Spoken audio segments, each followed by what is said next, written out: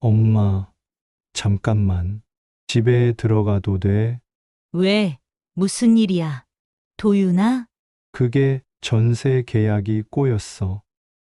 계약금은 이미 넣었는데 입주일을 우리가 착각을 해서 2달 뒤에나 들어갈 수 있대. 어머니, 정말 두세 달만요. 아니, 2달이면 돼요. 민서 학교도 있고 저희가 다음 주부터 출근해야 해서. 2달? 네, 최대한 빨리 나갈게요. 공과금이랑 식비는 저희가 다 낼게요. 엄마, 정말 고마워. 우리가 폐 안 끼칠게. 약속 지켜. 여기서 지내는 동안 3가지만 지키면 돼. 여기서 지내는 기한은 최대 1년. 공과금 본인 부담. 뭐든 건들거나 요구하지 않기. 당연하지. 엄마 집인데 우리가 뭘 건드리겠어? 어머니, 정말 감사해요. 민서야, 할머니께 인사드려. 이제 할머니랑 같이 사는 거야? 너무 좋아. 여러분, 안녕하세요. 저는 부산 사상구에 사는 박영자라고 합니다. 오늘 제가 이 사연을 보내게 된 건 아마 많은 분들이 겪으셨을 법한 이야기인데 제가 어떻게 해결했는지 들려드리고 싶어서예요. 본격적인 이야기 시작 전에 구독과 좋아요 눌러주세요. 처음 한 달은 정말 평화로웠어요. 저는 새벽 5시에 일어나 도시락 싸서 출근하고 아들인 도윤이는 중소기업으로 출근하고 며느리는 아침에 민서 학교 보내고 콜센터로 출근했죠. 저녁엔 다 같이 모여 밥 먹고 민서가 학교에서 있었던 일 제잘제잘 떠들면 그렇게 행복할 수가 없었어요. 할머니, 오늘 우리 반에 전학생이 왔는데요. 걔가 서울에서 왔대요. 그래? 친구 됐어? 네, 제가 학교 안내도 해줬어요. 며느리도 가끔 웃으면서 하루 있었던 일을 얘기했어요. 어머니, 오늘 진상 고객이 전화해서 1시간 동안 욕먹었어요. 그런데 마지막에 죄송합니다 하니까 그냥 딱 끊더라고요. 사람 참 이상해요. 도윤이는 피곤해서 밥 먹다가 조는 날이 많았지만 그래도 엄마 밥 맛있어 한마디는 꼭 했어요. 그때만 해도 저는 이렇게 생각했죠. 아, 이렇게 사니까 괜찮구나. 가족이 함께 있으니 좋구나. 그런데 2달째 접어들면서 분위기가 달라지기 시작했어요. 어느 날 저녁 며느리가 전화통화를 하고 오더니 한숨을 푹푹 쉬더라고요.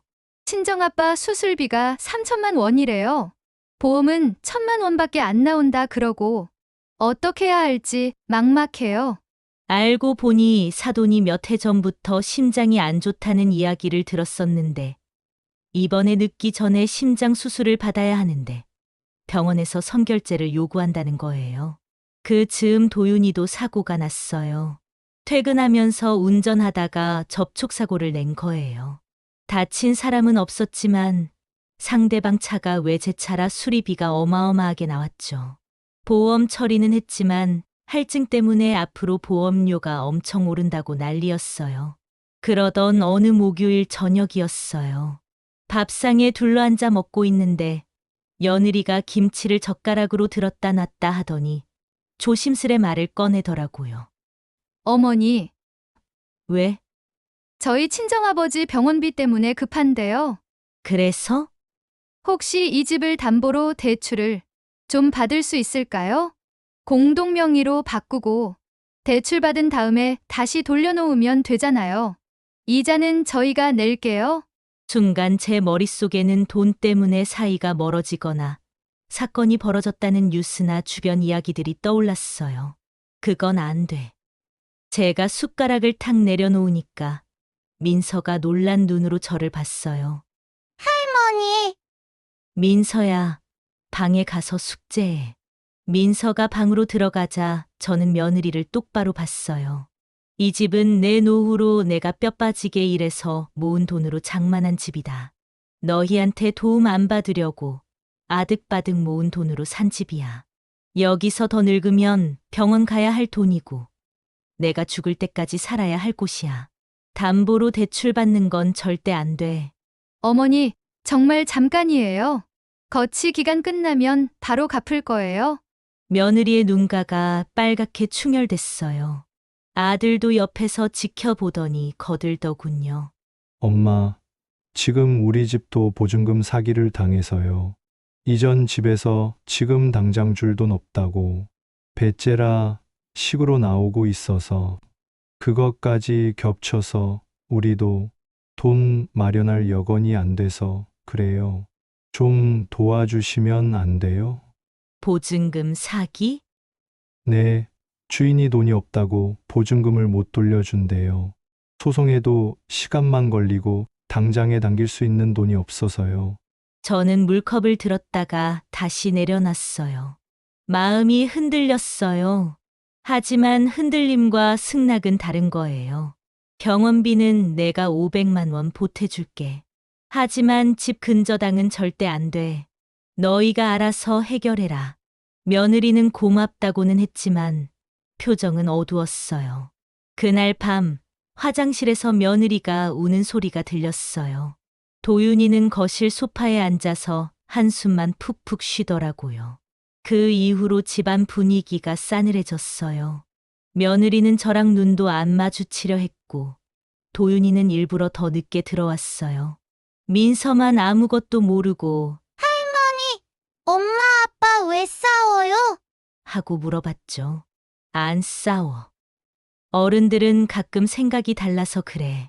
할머니는 엄마, 아빠 싫어요. 아니야. 할머니는 너희 다 사랑해. 민서를 안아주면서도 마음이 무거웠어요. 이게 맞는 건가? 내가 너무 매정한 건가? 하루에도 몇 번씩 자문자답했죠. 그러던 중에 저는 우연히 부엌에서 며느리가 통화하는 걸 들었어요. 언니, 시어머니가 집 담보 대출은 절대 안 된다. 어떡해. 아빠 수술은 해야 하는데 그냥 시어머니 모르게 서류 꾸며서 제출받을까? 통신요금 변경한다고 하면서 도장 받으면 되지 않을까? 제 심장이 쿵 내려앉았어요. 설마 정말 그럴 생각을 하는 건가? 며느리가 그런 사람이었나? 저는 그날로 변호사 사무실을 찾아갔어요. 변호사님, 제 며느리가 제 도장을 몰래 써서 집 담보 대출을 받으려고 하는 것 같은데 어떻게 막을 수 있을까요? 일단 인감도장과 인감증명서를 안전한 곳에 보관하세요. 그리고 등기부등본을 자주 확인하시고요. 혹시 모르니 집에 근저당 설정 금지 가처분 신청을 해두는 것도 방법입니다. 저는 집에 돌아와서 인감도장을 금고에 넣고 비밀번호를 바꿨어요. 그리고 한 가지를 더 했어요. 아무한테도 말 안 하고 조용히 집을 매물로 내놨어요. 어차피 이렇게 된 거 깨끗하게 정리하자. 돈 때문에 가족이 무너지는 것보단 낫지. 셋째 달의 토요일 아침이었어요. 공인중개사가 매수 희망자를 데리고 온다고 해서 집 청소를 하고 있었죠. 민서 장난감도 정리하고 냉장고 자석도 떼고 최대한 깔끔하게 보이려고 노력했어요. 정시에 초인종이 울렸어요. 중개인이 젊은 부부를 데리고 들어왔죠. 사모님, 제가 말씀드린 분들이에요. 집 좀 둘러보겠습니다. 네, 편하게 보세요. 그런데 바로 그때 현관문이 벌컥 열렸어요. 며느리, 사부인, 그리고 모르는 남자 한 명이 떡하니 들어선 거예요. 누구세요? 제가 물었더니 사돈이 턱을 치켜들면서 말했어요. 우리 사위 집 구경 왔어요. 왜 안 돼요? 여긴 제 집입니다. 이렇게 오시는 건 경우가 아니죠. 이건 무단 침입이라 해도 할 말 없어요. 무단 침입. 우리 딸이 살고 있는데 무슨 무단 침입이에요? 애들 이사했다는데 사돈 눈치 보여 한 번도 오지도 못하고 있었는데 아무리 시어머니라고 해도 애들한테 너무하시는 거 아니에요? 옆에 있던 남자가 신발도 안 벗고 거실로 들어왔어요. 벽체 괜찮네. 30평이면 이 집 담보로 5천은 더 뽑겠는데? 아줌마 대출 안 받으셨죠? 깨끗하죠? 당신은 또 누구세요? 아, 저는 대부업체에서 나왔습니다. 이 집 담보로 대출 상담 좀 하려고요. 제 눈앞이 빨갛게 변했어요. 대부업체라니. 중개인이 당황해서 손사래를 쳤어요. 저 사모님, 오늘 매수자분들 오셨는데 어떻게 계속 진행하실 건가요? 구석에서 어쩔 줄 몰라 하며 있던 며느리가 울먹이면서 말했어요. 어머니, 집을 파신다고요? 저희한테 말도 없이요? 저희는 어디로 가라고요? 너희가 약속을 안 지켰잖아. 2달이라고 했는데 3달이 됐고, 이제 내 도장까지 훔치려고 했잖니. 훔치다니요. 그건 오해예요. 저는 그냥 정말 급했어. 어머니가 도와주실 줄 알았는데. 도와주는 것과 내 전 재산을 담보로 대출받아 주는 건 달라. 목소리가 점점 커졌어요. 매수 희망자 부부는 불편한 표정으로 서 있었고, 중개인은 전화기를 들었다 놨다 했어요. 해나 친정엄마가 고함을 질렀어요. 아니, 자식 하나 있는 게 며느리 집에 얹혀 살면서 집을 팔아. 그것도 몰래? 나이 먹고 욕심 좀 버려요. 자식 앞길 막는 게 부모예요? 자식 앞길을 막는 게 아니라 제 재산, 제 노후를 지키는 거예요. 그리고 며느리 집이라뇨? 이곳은 제 집이라고요. 아이고, 돈 좀 있다고 유세하는 거예요? 어차피 죽으면 자식들에게 갈 거 미리 자식한테 나눠주고 가야지. 무덤까지 들고 갈 거예요? 그때 민서가 방에서 나왔어요. 할머니, 엄마, 왜 싸워요? 무서워요. 민서가 울음을 터뜨렸어요. 중개인이 조용히 물었어요. 경찰 부를까요? 저는 고개를 끄덕였어요. 경찰이 도착했을 때 집안은 전쟁터가 된 상태였어요. 며느리는 울고, 사돈은 소리 지르고, 대부업체 남자는 여전히 집 구조를 살피고 있었죠. 젊은 경찰관이 신분증을 보이면서 말했어요. 여기 무슨 일이십니까? 이 사람들이 제 집에 무단 침입했어요. 저는 집주인이고 오늘 매매 상담 중이었는데 이 사람들이 갑자기 들어와서 방해하고 있어요. 제가 등기부등본을 보여줬어요. 소유자 박영자, 접니다. 경찰이 사부인과 대부업체 남자를 보면서 말했어요. 주거침입 혐의가 있을 수 있습니다. 집주인이 퇴거 요청하시는데 나가주셔야 합니다. 며느리가 울면서 말했어요. 저도 여기 살아요. 제 짐도 있고 딸도 여기 살아요. 그래도 소유자가 퇴거 요청하시면 나가셔야 합니다. 임대차 계약서 있으십니까? 계약서는 없지만 그럼 법적으로는 소유자 의사가 우선입니다. 일단 진정하시고 가족 간 대화로 해결하세요. 사부인이 못마땅한 표정으로 대부업체 남자를 데리고 나갔어요. 합시다. 이런 집 담보로 뭘 하겠어요? 며느리 쫓아내는 시어머니가 있는 집을. 문이 쾅 닫혔어요. 매수 희망자들은 이미 나간 뒤였고 중개인도 다음에 다시 오겠다며 나갔어요. 거실엔 저와 아들, 며느리, 민서만 남았어요. 아들이 무릎을 꿇었어요. 엄마, 미안해, 정말 미안해. 민서 엄마가 이럴 줄은 몰랐어. 죄송해요. 일어나. 무릎 꿇는다고 해결되는 게 아니야. 저는 민서를 안아줬어요. 아이는 제 품에서 계속 울었죠. 할머니, 우리 이사 가야 해요. 싫어요. 학교도 있고 친구들도 있는데. 마음이 찢어졌어요. 하지만 물러설 수 없었어요. 너희들 내일 구청 무료 법률 상담 예약했어.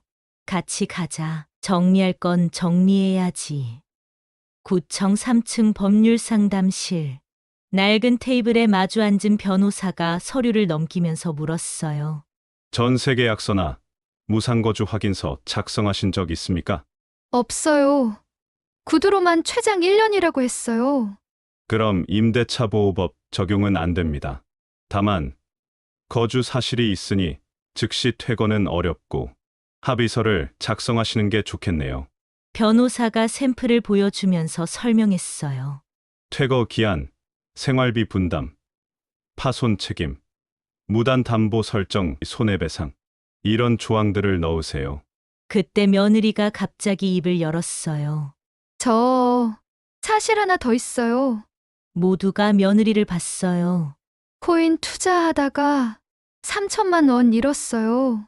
제가 벌어서 갚으려고 했는데 콜센터 계약도 3개월짜리라 사채까지는 안 갔지만 카드론이 2개 있어요. 도윤이가 벌떡 일어났어요. 뭐? 코인 3천만 원? 나한테 왜 말 안 했어?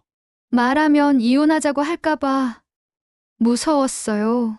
저는 아무 말도 못했어요. 분노보다는 괘씸함과 배신감이 밀려왔죠. 우리 집에 사람을 잘못 들였나? 내가 얘를 계속 가족으로 생각할 수 있을까? 손녀를 생각하면 마냥 이혼하라 할 수도 없고. 한참을 침묵하다가 저는 노트를 꺼냈어요. 그리고 또박또박 적기 시작했죠. 이렇게 합시다. 모두가 제 노트를 봤어요. 첫째, 집은 판다. 이건 이미 결정한 거야. 하지만 너희를 당장 쫓아내진 않겠다. 퇴거 기한 90일. 그동안 집 구해서 나가라. 둘째, 병원비와 카드론 중 가장 이자 높은 거. 합쳐서 1억은 빌려주겠다. 대신 차용증 쓰고 이자는 은행 금리로. 매달 상환 계획표 만들고 연체 2번이면 즉시 전액 상환. 셋째, 민서 하교 후 돌봄은 내가 주 3회 돕겠다. 돈 대신 시간으로 보태는 거야. 넷째, 집 보러 오는 일정에 협조한다. 방해하면 민형사 책임 묻는다. 변호사가 고개를 끄덕였어요. 현실적이고 좋은 방안입니다. 법적 분쟁도 최소화할 수 있고요. 며느리가 눈물을 닦으면서 물었어요. 정말요? 빌려주는 거야. 주는 게 아니고. 도윤이가 제 손을 잡았어요. 엄마, 고마워. 그리고 정말 죄송해요. 죄송하다는 말은 3개월 뒤에 해. 약속 먼저 지키고 나서. 그날 오후 우리는 구청 문서 작성실에서 합의서, 차용증, 상환 계획표를 작성했어요. 검은 볼펜으로 이름을 쓰면서 저는 생각했어요. 이렇게 하는 게 맞는 거야. 아이들과 나를 위해서. 일주일 뒤 다시 그 젊은 부부가 집을 보러 왔어요. 이번엔 아무 방해 없이 순조롭게 진행됐죠. 그들은 집이 마음에 든다며 계약하기로 했어요. 계약금을 받던 날 도윤이가 전화했어요. 엄마, 전세 계약했어요. 대출은 회사 사장님이 도와주셨어요. 잘했다. 엄마, 미안해. 그리고 고마워. 저는 전화를 끊고 하늘을 봤어요. 구름 한 점 없이 맑았죠. 그로부터 한 달 뒤, 저는 제 직장 근처 빌라로 이사했어요.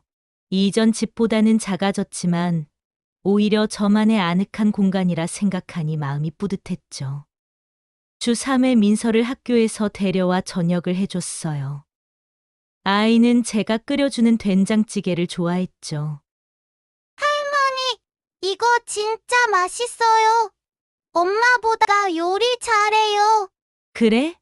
많이 먹어. 며느리는 매달 돈을 갚기 시작했어요. 첫 달, 둘째 달은 제때 왔는데 셋째 달에 연체가 났어요. 저는 약속대로 독촉 문자를 보냈어요. 차용증 제3조에 의거, 연체 1회 발생. 다음 달 연체 시 전액 즉시 상환. 감정 없이 사무적으로. 다음 날 며느리가 찾아왔어요.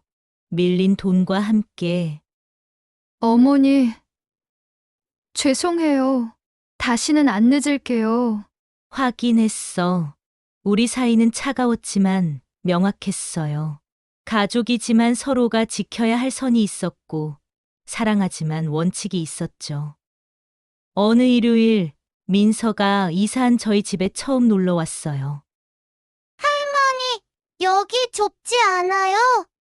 좁지. 하지만 할머니 집이야. 우리 집은요?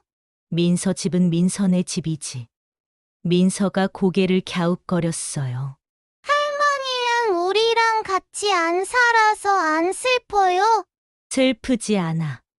할머니는 할머니대로, 너희는 너희대로 사는 거야. 그래도 우린 가족이야. 가족인데 따로 살아도 돼요? 그럼. 오히려 따로 살아야 더 오래 사랑할 수 있어. 민서는 이해 못한다는 표정이었지만 언젠가는 알게 되겠죠. 가을이 되어 민서가 자전거를 배웠어요. 할머니, 손 놓지 마요. 안 놓아. 하지만 어느 순간 저는 손을 놓았어요. 아이는 비틀거렸지만 넘어지지 않았죠. 할머니, 나 혼자 탈 수 있어요. 그래, 잘했어. 저는 벤치에 앉아 땀을 닦으면서 생각했어요. 이게 맞는 거야. 붙잡고 있으면 둘 다 넘어져. 놓아줘야 혼자 설 수 있어. 그날 밤 도윤이가 문자를 보냈어요. 엄마, 성과금 나왔어요. 다음 달부터 상환금 40만 원으로 늘릴게요. 잘했어. 고생하네. 민서 치과 검진 잊지 마. 엄마도 건강하세요. 짧은 대화였지만 충분했어요. 안사돈한테도 문자가 왔어요. 수술 잘 끝났어요. 그때는 죄송했어요. 건강하세요? 5글자로 끝냈어요. 더 이상 할 말도 들을 말도 없었으니까. 집을 판 돈으로 저는 여행 적금을 들었어요. 봄산 바다라는 이름으로 남편이 살아있었다면 같이 가고 싶어 했을 변산반도. 이제는 혼자 가야겠죠. 그래도 괜찮아요. 혼자 걸어야 보이는 풍경도 있으니까. 어느 날 민서가 물었어요. 할머니, 나중에 어떤 집에서 살고 싶어요? 글쎄, 할머니는 지금 살고 있는 집이 제일 좋은걸? 저는요, 할머니 같은 집에 살고 싶어요. 할머니 같은 집? 네, 할머니 집은 포근해요. 포근한 집을 갖고 싶어요. 저는 민서를 안아줬어요. 그래, 어른이 되면 내 집을 가져. 너만의 집. 그게 제일 중요해. 봄이 되면 민서와 바다에 갈 거예요. 모래사장에 큰 원을 그리고 그 안에 작은 원을 그릴 거예요. 민서야, 이 큰 원이 우리 가족이야. 이 작은 원은 각자의 공간이고, 우린 가족이지만 각자의 원은 지켜야 해. 왜요? 그래야 큰 원도 무너지지 않아. 아이는 이해 못하겠지만 저는 계속 가르칠 거예요. 사랑하는 것과 선을 지키는 것. 가족이라는 이름과 개인이라는 자리. 그 둘이 공존할 수 있다는 것을. 돌아오는 길에 빵집에서 바게트를 2개 살 거예요. 하나는 민서와 나눠 먹고 하나는 도윤이네 집에 보낼 거예요. 봉투에 메모를 적어서 약속 지켜줘서 고맙다. 다음 달도 제때 부탁한다. 이게 우리 가족의 새로운 모습이에요. 예전처럼 끈끈하지 않아요. 명절에도 다 모이지 않을 거예요. 하지만 우린 여전히 가족이에요. 차용증과 합의서로 연결된 가족. 경계와 원칙으로 보호받는 가족. 거리를 두되 마음을 놓지 않는 가족. 가끔 주변에서 물어요. 자식한테 너무 매정한 거 아니에요? 저는 웃으면서 대답해요. 매정한 게 아니라 명확한 거예요. 오히려 이게 더 오래가는 사랑이에요. 사실 처음엔 저도 힘들었어요.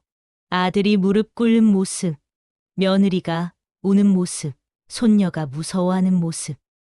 다 가슴 아팠죠.